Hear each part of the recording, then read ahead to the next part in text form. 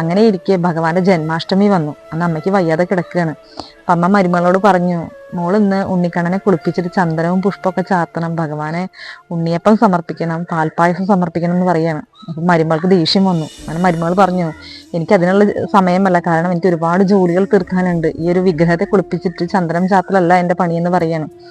അപ്പൊ ഇത് കേട്ടപ്പോ അമ്മയ്ക്ക് ഭയങ്കര സങ്കടം തോന്നി. എന്നാൽ പോലും മരുമകള് മനമില്ല മനസ്സോടുകൂടി ചെയ്യാൻ തീരുമാനിച്ചു. കാരണം മകൻ അറിഞ്ഞു കഴിഞ്ഞാൽ, അതായത് ആ മരുമകളുടെ ഹസ്ബൻഡ് അറിഞ്ഞു കഴിഞ്ഞാൽ ചീത്ത പറഞ്ഞാലോ.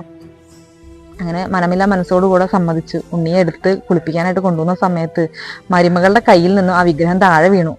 ഉണ്ണിയുടെ ഒരു ഭാഗം പൊട്ടി. അപ്പൊ ഈ ഒരു ശബ്ദം കേട്ടിട്ട് വയ്യാതെ കിടക്കുന്ന അമ്മ ഓടി വന്നപ്പോൾ കണ്ടൊരു കാഴ്ച എന്നുള്ളത്, ഉണ്ണിയുടെ ഒരു ഭാഗം പൊട്ടിയിരിക്കുന്നു.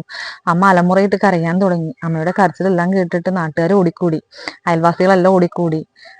അപ്പൊ മകനോട് അമ്മ പറയാണ്, നീ വേഗം ഒരു ഡോക്ടറെ വിളിക്കൂ, എന്റെ ഉണ്ണിക്ക് എന്തോ സംഭവിച്ചിട്ടുണ്ട്, ഒരു ഡോക്ടറെ വിളിക്കൂ എന്ന് പറയാണ്. അപ്പൊ മകൻ ദേഷ്യപ്പെടുകയാണ്. കാരണം അമ്മയുടെ ഒരു അവസ്ഥ, മാനസിക അവസ്ഥ എന്ന് വിചാരിച്ചിട്ട് ചൂടാവുകയാണ്. അപ്പൊ അയൽവാസികൾ പറഞ്ഞു, അമ്മയുടെ ഒരു അസുഖത്തിന്റെ കുഴപ്പമാണല്ലോ, അവരെ സന്തോഷിപ്പിക്കാൻ ഒരു ഡോക്ടറെ വിളിക്കൂ എന്ന് പറയാണ്. അങ്ങനെ മനമില്ല മനസ്സോടുകൂടെ മകൻ ഒരു ഡോക്ടറെ വിളിച്ചു. അങ്ങനെ ഡോക്ടർ വന്നു. ഡോക്ടർക്ക് പരിഹാസമായിരുന്നു, അമ്മയുടെ ഒരു അവസ്ഥ കണ്ടിട്ട് ഡോക്ടർക്ക് പരിഹാസമായിരുന്നു.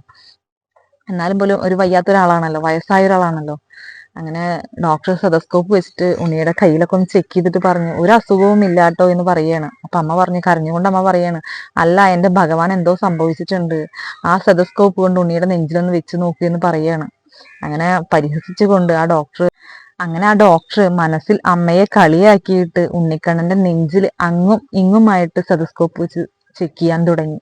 പെട്ടെന്ന് ആ ഡോക്ടർ ഷോക്കേറ്റ് നിന്ന് പോയി. ആ ഡോക്ടർ ഉറക്കെ വിളിച്ചു പറയുന്നുണ്ട്, ഈ ഒരു വിഗ്രഹത്തിൽ ജീവന്റെ തുടിപ്പ് എന്ന്.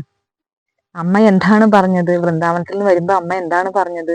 ഞാൻ എപ്പോ വിളിച്ചാലും എന്റെ ഭഗവാൻ എന്റെ അരികിൽ ഉണ്ടാവണമെന്നല്ലേ. കേവലം ആ ഒരു വിഗ്രഹത്തില് ഒരു ജീവന്റെ തുടിപ്പ് എന്ന് പറയുന്ന ഒരു ഡോക്ടറാണ്. ആ ഡോക്ടർ അന്ന് മുതൽ ഒരു ശ്രീകൃഷ്ണ ഭക്തനായി എന്നുള്ളതാണ്. നമ്മൾ ഏത് രൂപത്തിൽ വിളിച്ചാലും ആ രൂപത്തിൽ നമ്മുടെ അരികിലേക്ക് ഓടിയെത്താൻ കഴിയുന്ന ഒരേ ഒരാളാണ്, അത് ഭഗവാൻ ഗുരുവായൂരപ്പനാണ്.